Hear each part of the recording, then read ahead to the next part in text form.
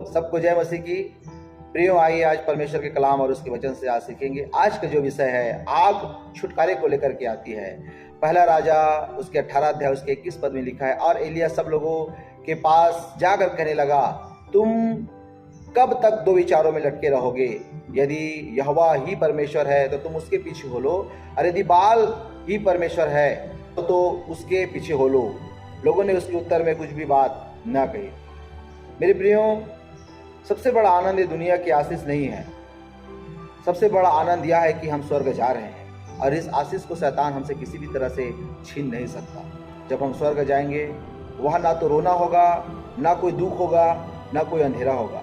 हम पूरी तरह परमेश्वर के राज्य में शांति से रहेंगे। इसलिए मेरे प्रियो, आज परमेश्वर हमें बड़ी बड़ी गवाहियों को, बड़ी बड़ी सामर्थ्यों को, बड़ी बड़ी ऊंचाइयों को आज हमें परमेश्वर पर विश्वास करने के द्वारा हमें दिखा रहा है, और आनंद जीवन के रास्तों को हमारे लिए परमेश्वर खोल रहा है। एलिय्याह यहाँ पे कहता है कि तुम कब तक दो विचारों में लटके रहोगे?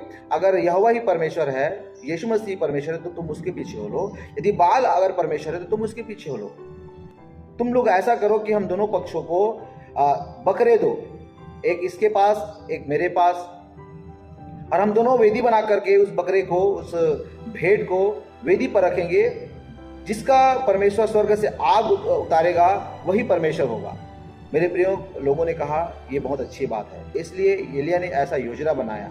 अब बाल के नबी लोग मरम्मत किया, वेदी बनाई, और वेदी पर भेड़ को रखा, बकरे को रखा, और बकरे को रख करके अपने बाल देवता को सुबह से लेकर शाम तक को पुकारता रहा, लेकिन किसी भी प्रकार का स्वर्ग से आग नहीं उतरा। वेदी टूट गई, मरम्मत किया गया, वेदी टूट गई, सारे के सारे जल बह गए। उनके ऊपर जो परमेश्वर को पुकारते थे खुद लहूलुहान हो गए, लेकिन स्वर्ग से आग नहीं उतरा। अब बारी एलिय्याह की आई। एलिय्याह ने उस टूटी हुई वेदी को सबसे पहले बनाया, उसके बाद अच्छे से मरम्मत किया, उसके ऊपर 12 पत्थर रखे, उसका बपतिस्मा किया, अपने आप को सुधारा, परमेश्वर से प्रार्थना किया। और जैसे ही परमेश्वर से प्रार्थना किया, मेरे प्रियो, स्वर्ग से आग उतरा, और आग उतर के उसके भेंट को ग्रहण किया। वहाँ पे रहने वाले बहुत सारे लोग जो यहाँ चिन्ह देखे, परमेश्वर पर विश्वास किए। इसलिए मेरे प्रियो, यदि हम भी चिन्ह चमत्कार अगर देखना चाहते हैं, अपने आप में पहले सुधार होना जरूरी है। फिर प्रार्थना की वेदी हमारा सही होना चाहिए। जिस जगह में हम रहते हैं उस जगह में हम एक ऐसे प्रभावशाली तरीका से रहे जो परमेश्वर का वचन के अनुसार जीवन हो, और परमेश्वर को भाता हुआ जीवन हो। हम ऐसे अपने आप को ना बनाएं जो संसारिकता हो, संसारिकता के जैसा हो। अगर हमें अपने चिन्ह चमत्कार को, एक स्वर्ग से आग उतरते हुए अपने जीवन को देखना है, तो अपने आप में काम करना है, अपने मरम्मत को, अपने वेदी को सही करना है। और जब हम अपनी वेदी को सही करेंगे मेरे प्रियो, परमेश्वर हमें बहुतायत की रोशनी, बहुतायत की आशीष को देगा, और वो हमें देने जा रहा है। प्रियो, आइए हम प्रार्थना करेंगे।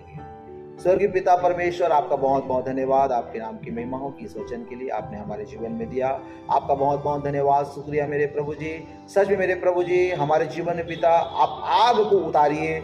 जिस तरह मेरे प्रभु आपने आग उतारा, भेंट को ग्रहण किया, उसी तरह हमारे जीवन में आग उतारिए, और हमारे सारे बंधनों को, सारे रुकावटों को नाश कर दीजिए, ताकि हमारा विश्वास आपके प्रति बढ़ सके, और हम सब यीशु मसीह आपके विश्वास को बढ़ा सके, और हम आनंद जीवन को पा सके।